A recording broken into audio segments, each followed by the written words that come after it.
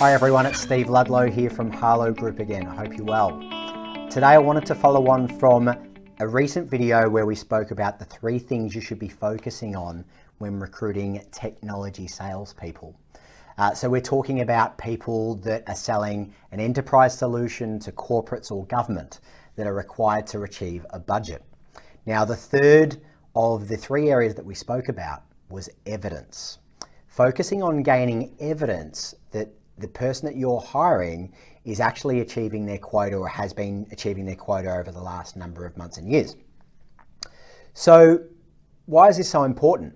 Well, depending on the stats that you read, somewhere between 55 and 65% of salespeople in the technology space in Australia right now are underachieving on their quota.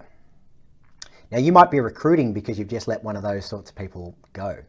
So to bring somebody else in that you're not sure is actually achieving quota doesn't achieve a whole lot. And with that, somewhere in the vicinity of around 18 months is how long the average salesperson is lasting in a technology firm right now. So just as you'd expect them to be getting that return on investment of all the time that you've spent with them and the salary and all the rest of it, they're out the door.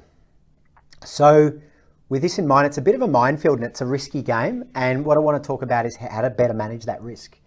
Now you can be confident that if you've posted an advert online and you've got candidates approaching you, that the very large majority of those candidates fall into that 55 to 65% that are not reaching their quota. They're finding it difficult in their current role, so they're putting their feelers out there, which is understandable. But you're looking for that other 35 to 45%, and in an ideal world, that top 20%, which is what we focus on here at Harlow Group. So how do you get to that top 20% is the question. Well, the simple answer is to ask for evidence that they're in that top 20%. So what does that look like? Well, I'll tell you how we do it. When we're recruiting for a client, we're submitting a candidate report to the client about that individual. We're submitting their CV and we're submitting a document that is evidence of the sales performance wherever we can. So what might that look like? Well, we've got photos all over our database of trophies, of sales achievements that people have won, pictures of certificates, even sales reports with confidential information blanked out, but with showing the evidence that this particular individual is above their quota or was last year or what have you. So you should be looking for that when you're talking to candidates in order to make sure that the pool that you're interviewing actually represent that top 20%. So a lot of people will say, well, look, I've got a reference you can speak to at the end of the process that can speak to my performance. It's a co-worker. Well, you need to be speaking with a line manager, not a co-worker, in order to get verification of the sales performance, of course. So go for the line managers wherever you can. I wouldn't be hiring a salesperson that couldn't put you in contact with someone that they've reported to that can speak to the sales performance. But that's often only offered at the end of the process. So how do you ensure that the entire pool of candidates you're meeting with actually are quota achievers? Well, the answer is to get evidence up front as part of the collateral they submit as part of their application. So that's pretty simple, yeah? You want winners on your team, so get evidence that they're winning.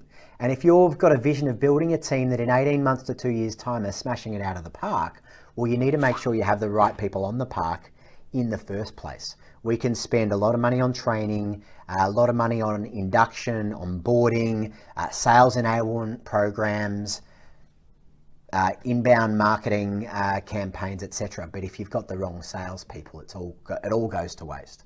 And unfortunately, the stats and the evidence out there in the market says that around 55 to 65% of that time invested is wasted at the moment on the wrong people.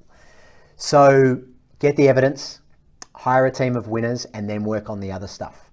And don't be afraid of asking for evidence. Our candidates enjoy being given an edge on the candidates that are not the real deal. Those that have the evidence are happy to have been asked that question, and we articulate to our candidates that it's a benefit for them to submit evidence that they're achieving targets with their CV, because that separates them from the crowd and gives them, I guess, a competitive advantage. So it's great for the candidate, it's great for the client, and it enables the two of you to have a good match that's going to last beyond the 18 months. So that's all from me today. Better manage your risk when you're recruiting sales talent by asking for evidence. Here's to your sales success. Have a great day.